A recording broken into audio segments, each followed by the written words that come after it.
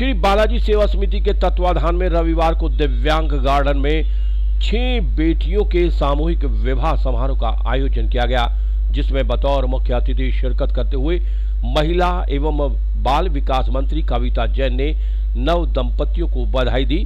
उन्होंने कहा कि बेटियों के सामूहिक विवाह का आयोजन सुखद अवसर है। इसमें शामिल होना मेरे लिए सौभाग्य की बात है।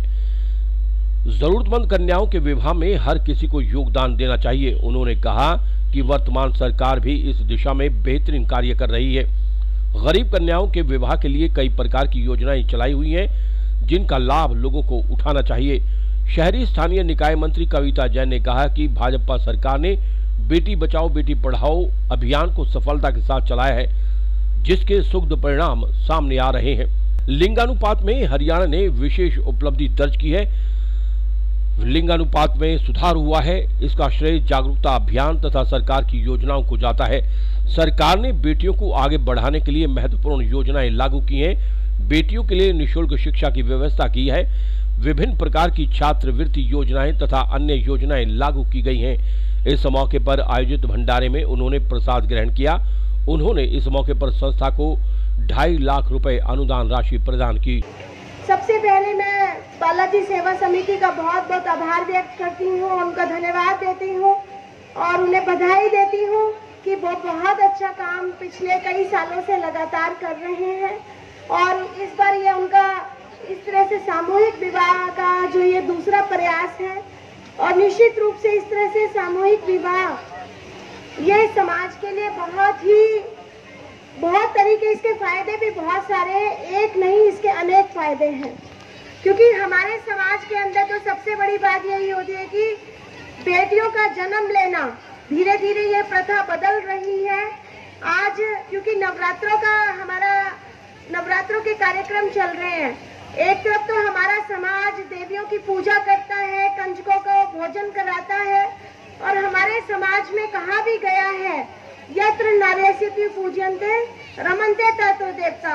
लेकिन समय के साथ साथ हमारी जो परंपराओं में बदलाव होता गया और कुछ धन की कमी से या कुछ समाज की ऐसी व्यवस्थाएं बन गई जिसके माध्यम से कि बेटी अगर पैदा होगी तो उसे पढ़ाना पड़ेगा, उसका विवाह होगा तो उसको दहेज की बलि वो चढ़ जाएगी, उसको घरेलू हिंसा का सामना करना पड़ेगा, या जिस तरह से आज जो माहौल में एक के बाद एक छोटी छोटी बच्चियों के खिलाफ या महिलाओं के खिलाफ जो मामले सामने आ रहे हैं, दुराचार के मामले, उससे भी एक परिवार को, माँ बाप को कहीं ना कहीं ये लगता है कि बेटियां बोझ है।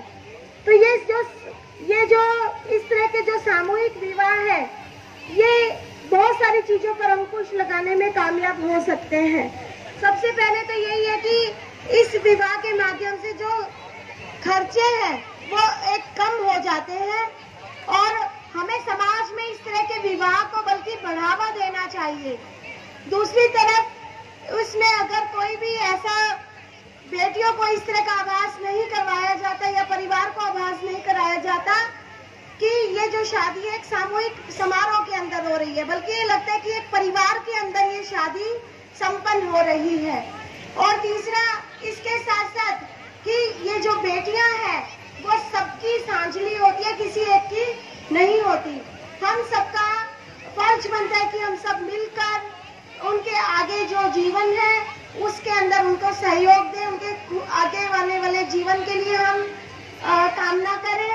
और मैं इन सभी नवविवाहित जोड़ों से भी कहना चाहती हूँ, और बालाजी सेवा समिति से, कि जो ये प्रयास जो कर रहे हैं बहुत अच्छा प्रयास है, तो मंच पर इस तरह की शपथ जरूर दिलाएं। 8वां फेरा जिसको कहते हैं कि कन्या भ्रूण हत्या नहीं करेंगे, और इन बच्चियों से भी, जो बेटे जिनकी आज शादी है, मैं उनकी सुखी और सफल जीवन की कामना करती हूँ, और ये उम्मीद करती हूँ कि ये बच्चे भी अपने आने वाले जीवन में ये प्रण जरूर लेंगे कि ये भी कन्या भ्रूण हत्या नहीं करेंगे, और जो भी घर के अंदर बच्चा पैदा होगा, चाहे वो बेटा या बेटी, उसे समान रूप से अधिकार देंगे।